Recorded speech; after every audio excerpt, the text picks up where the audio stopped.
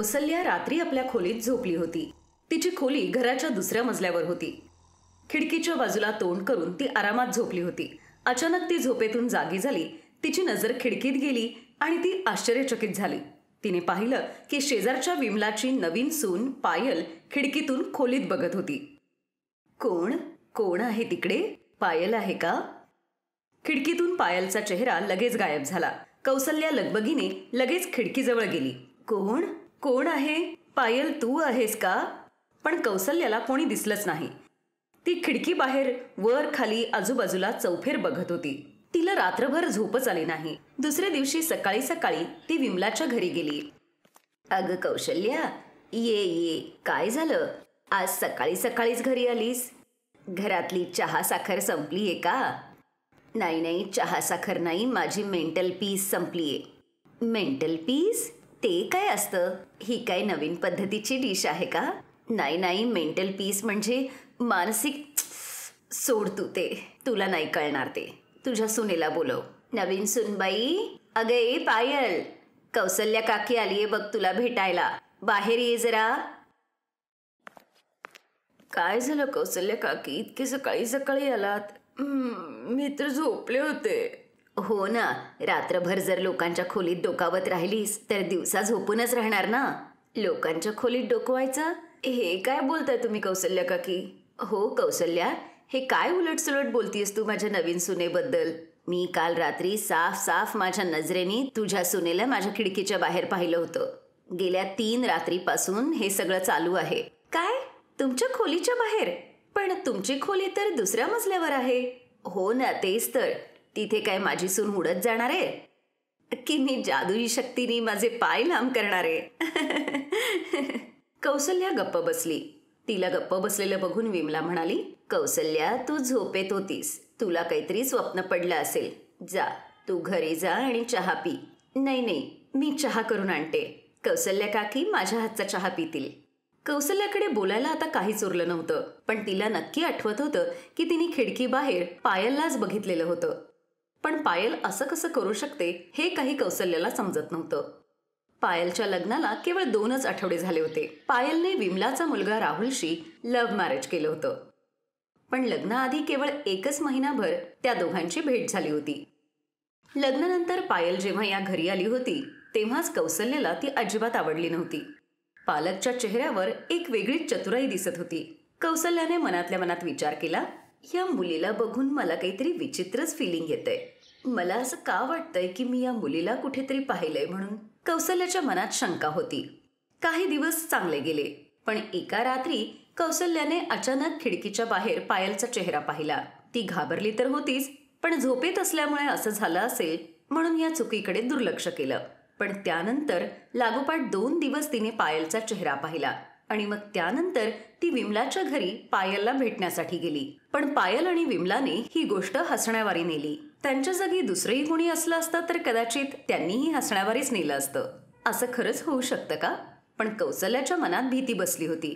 मला या मुलीचं रहस्य शोधून काढायलाच लागणार आहे, नाहीतर मला काही शांत झोप मिळायची नाही. कौसल्या घरात एकटीच राहत होती. 5 वर्षांपूर्वी तिच्या नवऱ्याचं निधन झालं होतं. कौसल्याला कोणी मुलबाळ नव्हतं, पण ती खूप श्रीमंत होती. घरात नेहमी 4-5 लाख रुपये कॅश आणि तिचे सोन्याचे दागिने तर असेच पडलेले असायचे. पण याआधी कौसल्याला अशी भीती कधीच वाटली नव्हती. ती रात्रभर झोपली नाही. केवळ खिडकीच्याच दिशेने तोंड करून बसून राहिली. पण आज तिला काहीच दिसलं नाही. दुसऱ्या दिवशीही ती जागीच राहिली होती. पण त्या रात्रीही तिने काहीच पाहिलं नाही.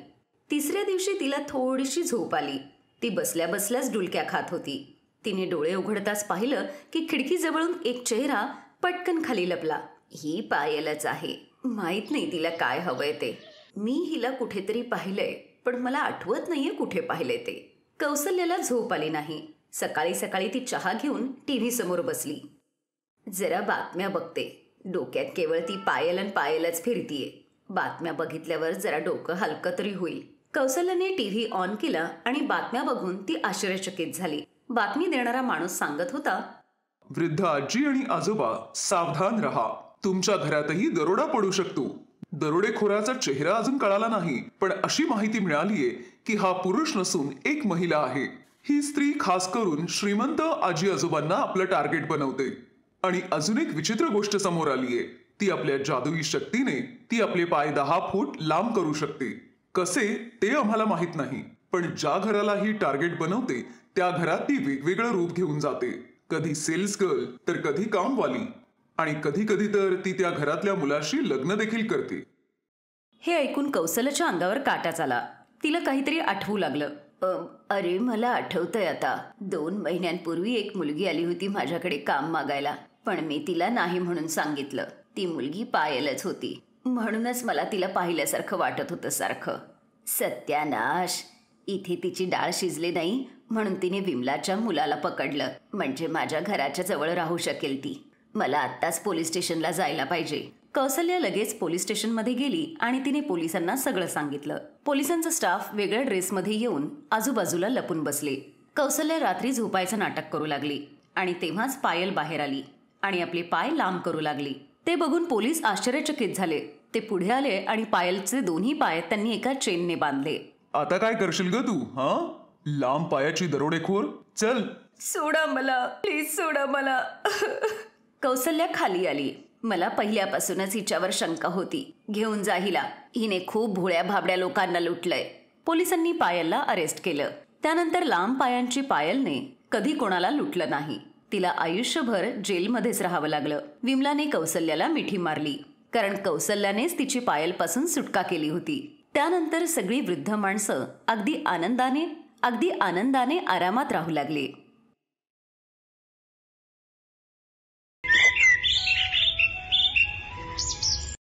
प्रत्येक माणसाला अशी बायको हवी असते जिला स्वादिष्ट जेवण बनवता येईल.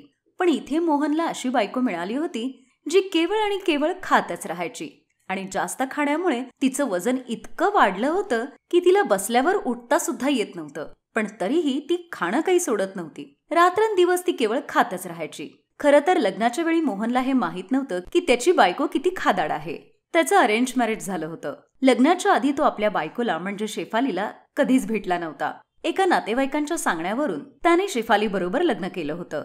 मोहन एक ढाबा चालवत होता आणि तेच ऐकून शेफाली मोहन बरोबर लग्न करायला तयार झाली होती. मोहनला या सगळ्याची जाणीव लग्नाच्या पहिल्या रात्री झाली. तेव्हा शेफाली ढसाढसा रडत होती. काय झालं शेफाली? रडू नकोस. घरची आठवण येतेय का? हे बघ, प्रत्येक मुलीला एक ना एक दिवस सासरी जावंच लागतं. तू रडू नकोस. शेफाली म्हणाली, मी त्या कारणासाठी नाही रडते. मग कुठल्या कारणासाठी रडतीयस? मला भूक लागलीये. 1 तासापूर्वी मी मिठाई खाल्ली होती. त्याच्यानंतर मी अजून काहीच खाल्लं नाहीये. पण 1 तासात तुला भूक कशी काय लागली? मी खाल्ल्यावर 5 मिनिटांनी पण मला लगेच भूक लागते. आणि तुम्ही 1 तासाचं म्हणताय. मला काहीतरी खायला द्या ना प्लीज. ठीक आहे, मी खायला घेऊन येतो. लग्नातलं जेवण उरलेलं होतं. त्यातलंच बटर नान आणि छोले मोहनने शेफालीसाठी आणले. अरे वा, हे तर मला खूप आवडतात.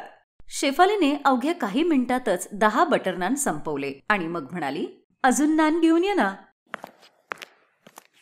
मोहनने अजून 10 नान आणले. शेफालीने तेही अवघ्या काही मिनिटात संपवले. अजून आणा. अगं, नान तर संपले आता. मग राईस, बिर्याणी किंवा अजून काहीतरी आणा. मोहन तिला जेवण आणून देत होता आणि शेफाली ते खातच राहिली होती. अजून आणा. अगं, सगळं जेवण संपलं आता शेफाली.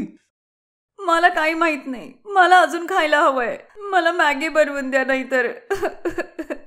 एवढं खाऊन झाल्यानंतरही शेफालीची भूकच भागत नव्हती. मोहनने एका वेळी 10 पॅकेटचं मॅगी बनवलं. मग मॅगी खाल्ल्यानंतर शेफाली म्हणाली, हां, आत्ता मला जरा बरं वाटतंय. चला आता झोपूयात. शेफाली रजई घेऊन झोपून गेली. मोहनही झोपी गेला आणि झोपेतच शेफाली एकानंतर एक घाणेरडे गॅस सोडत होती. अरे हे काय? हे कोणाशी लग्न करून बसलो मी? यापेक्षा मी आयुष्यभर बिनलग्नाचा राहिलो असतो. पण आता पश्चाताप करून काय उपयोग होता? ही तर केवळ सुरुवात होती. सकाळी उठल्यानंतर घरातल्या जेवढ्या काही भाज्या होत्या त्या सगळ्या कच्च्या भाज्या शेफालीने खाल्ल्या. मोहनने उठल्यावर पाहिलं तर स्वयंपाकघरात त्याला खायला काहीच उरलं नव्हतं. हे काय? इथे तर काहीच नाहीये. मला काय माहित? मला भूक लागली होती म्हणून मी सगळं खाल्लं. आता मला दुपारी परत भूक लागेल तेव्हा मी काय खाणार? ठीक आहे, मी ढाब्यावरून तुझ्यासाठी जेवण पाठवीन. मोहन नाश्ता न करताच ढाब्यावर जातो. पण यामुळे शेफालीला काहीच फरक पडला नव्हता. ती केवळ खाण्याचाच विचार करत होती. दुपारी मोहनने 2 प्लेट बिर्याणी तिच्यासाठी पाठवली, पण ती 2 प्लेट बिर्याणी खाऊनही तिचं पोट भरलं नाही. संध्याकाळी मोहन घरी आल्यानंतर शेफाली जोरजोरात रडू लागली. अगं आता काय झालं? मी जेवण तर पाठवलं होतं ना तुला दुपारी. 2 प्लेट बिर्याणीने माझं काही पोट भरणार आहे का? तुम्हाला माहितीये ना मी किती खाते ते. मला कमीत कमी 20 प्लेट बिर्याणी पाहिजे. 20 प्लेट? शेफाली अगं मी गरीब आहे. ढाब्यातून काही एवढे पैसे सुटत नाहीत. आणि त्यातून तू जर एवढं खाल्लंस, असंच जर तुझं वजन वाढत राहिलं तर किती व्याधी होऊन बसतील तुला. काय? तुम्ही माझ्या जाडीवरती आणि माझ्या खाण्यावरती बोललात ना? मी जाते आता. मी आजच माझ्या माहेरी निघून जाते. आता मात्र मोहन अडचणीत सापडला. लग्नाच्या दुसऱ्या दिवशीच जर बायको माहेरी गेली तर लोक काय म्हणतील? मोहन शेफालीला समजावू लागला. रडू नकोस शेफाली. ठीक आहे, माझ्याकडून चूक झाली. तू रडू नकोस. मला सोडून जाऊ नकोस. मी जाणार आहे. तुम्हाला जर मला खायला घालता येत नसेल तर मग माझ्याशी लग्न कशाला केलं? मोहन आपल्या मनात म्हणाला. मला थोडीच माहिती होतं तू एवढी खादाड असशील ते. दिवसभर नुसती खातच राहते. हे देवा, काय कुठल्या अडचणीत टाकलंस तू मला. पण मोहन आपल्या मनातलं बोलणं शेफालीला सांगू शकला नाही. तो म्हणाला, माझ्याकडून चूक झाली शेफाली. आतापासून तुला जेवढं हवंय तेवढं तू खा. तू ढाब्यावरून तुला जेवढं हवंय तेवढं मागवून तू खाऊ शकतेस. मग मीच तुमच्या बरोबर ढाब्यावर येते रोज. ठीक आहे, तसंच करूयात. दुसऱ्या दिवशी मोहन बरोबर शेफाली पण ढाब्यावर गेली आणि ती केवळ खातच राहिली. माझ्यासाठी तंदुरी रोटी आणि बटर चिकन घेऊन या. अरे घेऊन ये बाबा, लवकर घेऊन ये. आणि त्याबरोबर तंदुरी चिकन पण आणा आणि कांदा लिंबू सुद्धा. शेफाली खातच राहिली आणि मोहनची माणसं बनवतच राहिली. लोक ढाब्यावर खायला येत होती, पण खाणं मिळत नव्हतं म्हणून तिथून निघूनही जात होती. अहो दादा, मला रुमाली रोटी आणि दाल मखनी द्या. रुमाली रोटी आहे पण दाल मखनी नाहीये साहेब. मग चिकन भरता? नाही, ते पण नाहीये. पनीर? तेही संपलंय साहेब. अरे यार, मग आहे काय तुमच्याकडे? ठीक आहे, चला फक्त रुमाली रोटी घेऊन या. तीच खातो मी आता. तेव्हाच मोहनची माणसं ओरडून म्हणाली, रुमाली रोटी बी आत्ता संपलीये आणि अजून बनवायला मैदा पण नाहीये. अरे यार, मला या ढाब्यावर यायलाच नव्हतं पाहिजे. आता यापुढे कधीच येणार नाही. कस्टमर तिथून निघून जात होते आणि शेफाली मात्र खातच होती. मोहनचा जीव मात्र वरखाली होत होता. हे परमेश्वरा, हे असंच चालू राहिलं तर एक दिवस मला ढाबा बंद करायला लागेल. मी हे लग्न का केलं देवच जाणे. संध्याकाळी सगळं जेवण संपवल्यानंतर शेफाली झोपायला घरी गेली. मोहन तसाच उदास होऊन ढाब्यावरच बसला होता. त्याचा माणूस तिथे आला. कसला विचार करताय मालक? तुझं लग्न झालंय? नाही मालक. कधीच करू नकोस. आणि जर करायचंच असेल ना तर आधी मुलीचीच नीट चौकशी कर. माझं तर सगळं आयुष्यच खराब झालंय, पण तू तुझं आयुष्य खराब करून घेऊ नकोस. धीर धरा मालक. मालकीनबाईंना पण एक दिवस नक्की कळल एवढं जास्त खाणं तब्येतीसाठी चांगलं नाही म्हणून. अरे तोपर्यंत माझ्या फोटोवर हार असेल. त्यानंतर 1 महिनाभर शेफाली रोज ढाब्यावर येऊन जेवायची. मोहन अजून जास्त गरीब झाला आणि महिन्याच्या शेवटी त्याला लोकांकडून उधारीवर पैसे घ्यावे लागले. मोहन जेव्हा सगळं सोडून तिथून पळून जाण्याचा विचार करत होता तेव्हाच अचानक एका रात्री शेफालीच्या छातीत दुखायला लागलं. खूप दुखतंय माझ्या छातीत.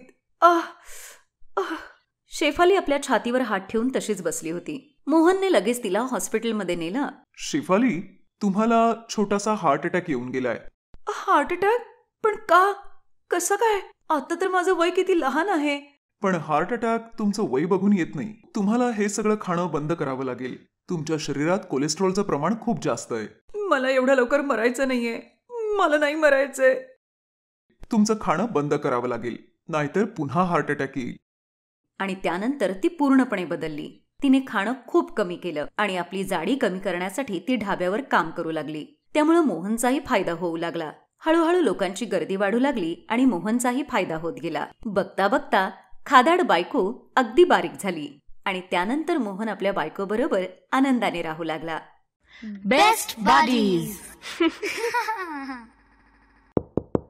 हॅलो मित्रांनो, हा व्हिडिओ पाहिल्याबद्दल धन्यवाद.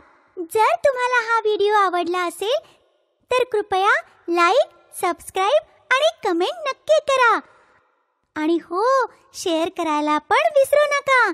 अजून असेच मजेदार व्हिडिओ पाहण्यासाठी खाली दिलेल्या घंटीला दाबा. बघत रहा बेस्ट बडीज.